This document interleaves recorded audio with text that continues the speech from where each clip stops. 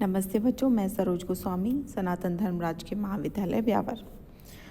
मैंने आपको अपने पिछले वीडियो में यूरोप के उच्चावच के बारे में बताया था कि यूरोप का जो उच्चावचीय क्षेत्र है उसको तीन भागों में बांटा गया है। उत्तरी पश्चिमी पर्वतीय प्रदेश, मध्यवर्ती मैदान और तीसरा दक्षिणी पर्वतीय प्रदेश। तो आज हम दक्षिणी पर्वतीय प्रदेश के बारे में अध्ययन करेंगे।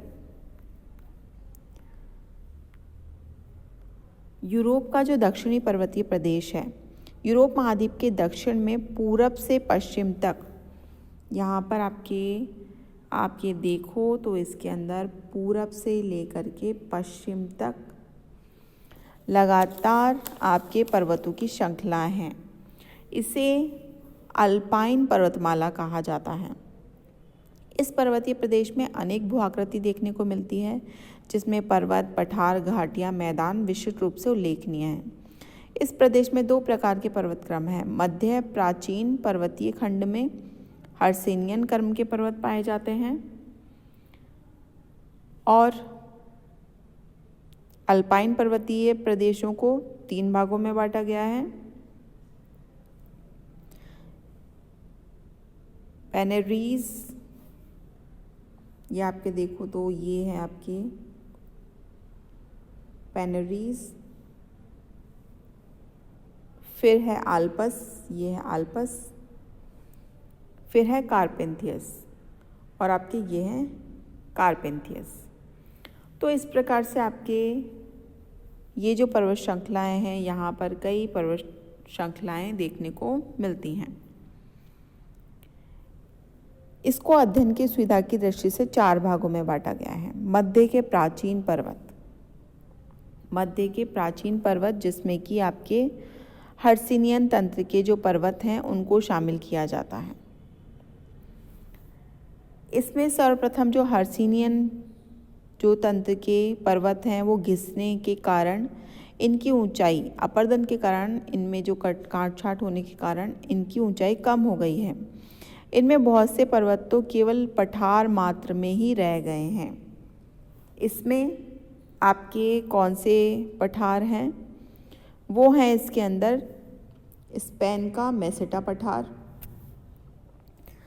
फ्रांस का मध्यवर्ती पठार,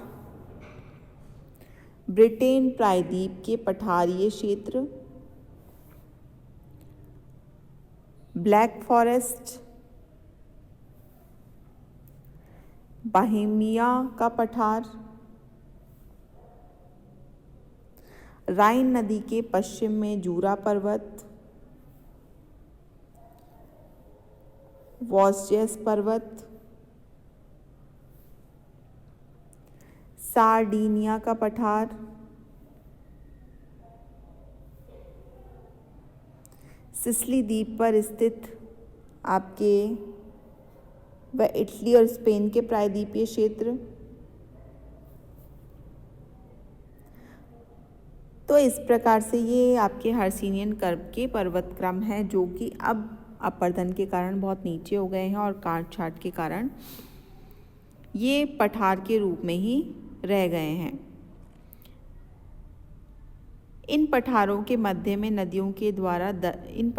मध्य में दरारें पड़ गई हैं, जिनमें कि कई नदियां प्रवाहित होती हैं। राइन नदी भी इस प्रकार की दरार घाटी में प्रवाहित होती है। दूसरा है नवीन अल्पाइन पर्वत श्रेणियाँ। ये जो अल्पाइन पर्वत श्रेणियाँ हैं, ये नवीन मोरदार पर्वत श्रेणियाँ हैं। ये हर्सिनियन के बाद में इनकी उत्पत्ति हुई है। इसमें है पेनेरीज, आल्पस और कार्पेंथियस।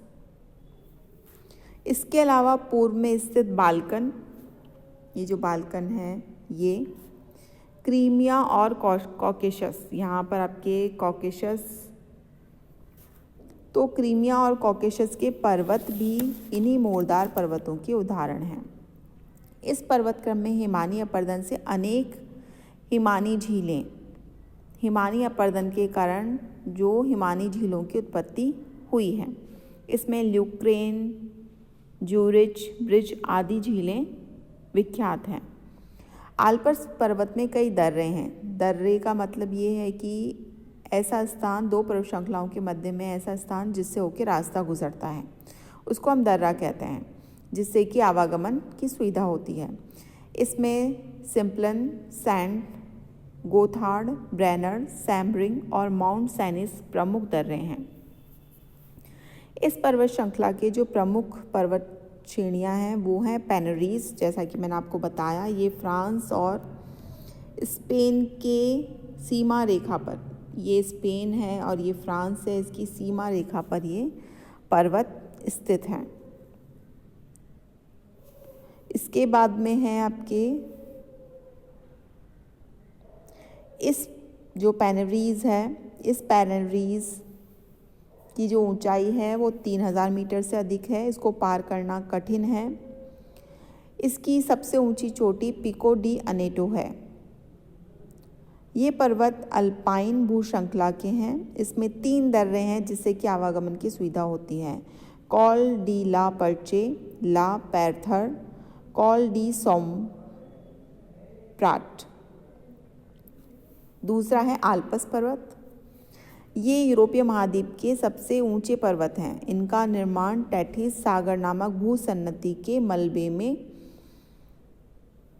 आपके संपीड़न के कारण मोड़ उत्पन्न होने के कारण हुए। ये वलित पर्वत अनेक समांतर श्रेणियों में फैले हैं।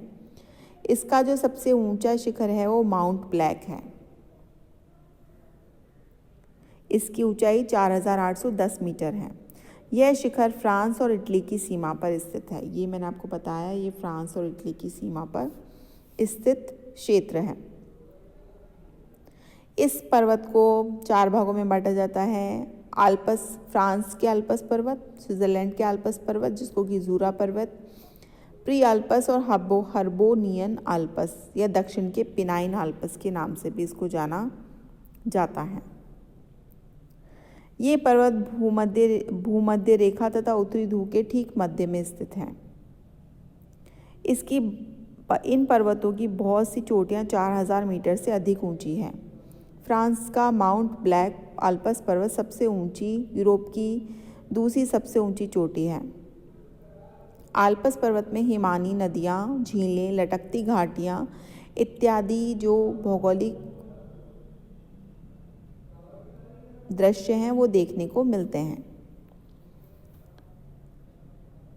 कार्पेंथियस पर्वत, जो कार्पेंथियस पर्वत है, इन पर्वतों का विस्तार आल्पस पर्वत के बराबर है, लेकिन इनकी ऊंचाई सामान्य है। इन पर्वतों का कोई शिखर 3000 मीटर से अधिक ऊंचा नहीं है। ये पर्वत भी हिमानियों से प्रभावित हैं। यहाँ प्राचीन हिमानियों के कारण कई भू-आकार देखने को मिलते हैं। पूर्व की ओर बढ़ने पर इसके अंदर कॉकेशस पर्वत को भी शामिल किया जाता है। कार्पेंथियस पर्वत पूर्व में दिनारिक तथा पश्चिम में आल्पस पर्वत से पृथक होता है। दक्षिणी प्रायद्वीप, यूरोप के दक्षिणी प्रायद्वीप में 3 प्रायद्वीप शामिल हैं। इसमें है स्पेन, इटली के प्रायद्वीप और आपके बाल्कन प्रायद्वीप। इन प्रायद्वीपों पर पर्वतों का विस्तार है। स्पेन के प्रायद्वीप अंध महासागर और भूमध्य सागर से घिरे हुए हैं। स्पेन के मसीतो पठार पर 700 से 800 मीटर की इसकी ऊंचाई है। इटली का जो प्रायद्वीपीय क्षेत्र है वो भूमध्य सागर से घिरा हुआ है। आल्पस से दक्षिण की ओर इटली के एपिनाइन पर्वत, ये आपके एपिनाइन पर्वत इसी प्रायद्वीप में फैले हुए हैं। नेपल्स के पास विसुवियस ज्वालामुखी है, यूरोप का अकेला सक्रिय ज्वालामुखी है। इसकी स्ट्राम्बोली चोटी अभी तक जागृत अवस्था में है। जो बाल्कन प्रायद्वीप हैं वो काला सागर के भी समीप हैं।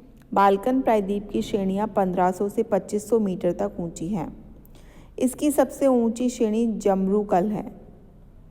तो इस प्रकार से आपके ये दक्षिणी प्रायद्वीपीय 3 भागों में आपके दक्षिणी प्रायद्वीपीय क्षेत्र को विभाजित किया गया। नदी घाटी मैदान, इन पर्वतीय भागों में पर्वतीय श्रेणियों के बीच में नदियों द्वारा बने निम्न मैदान भी पाए जाते हैं। स्पेन में एब्रो, फ्रांस में रोन, इटली में पो, हंगरी और रोमानिया में डैन्यूब आदि नदियाँ मैदानों की रचना करती हैं। इन मैदानों में स्पेन में अंडालूसिया अरागोन के मैदान, इटली में पो नदी का लोम्बार्डी का मैदान, हंगरी और रोमानिया में डैन्यूब नदी के मैदान प्रसिद्ध हैं। तो इस प्रकार से मैंने आपको यूरोप के उच्चावच के बारे में बताया कि किस प्रकार से यूरोप का जो उच्चावचीय क्षेत्र है उसको कितने भागों में बांटा गया तथा उसका अध्ययन किस प्रकार से किया जा सकता है। कल मैं यूरोप के जलवायु क्षेत्र के बारे में आपको बताऊंगी। धन्यवाद।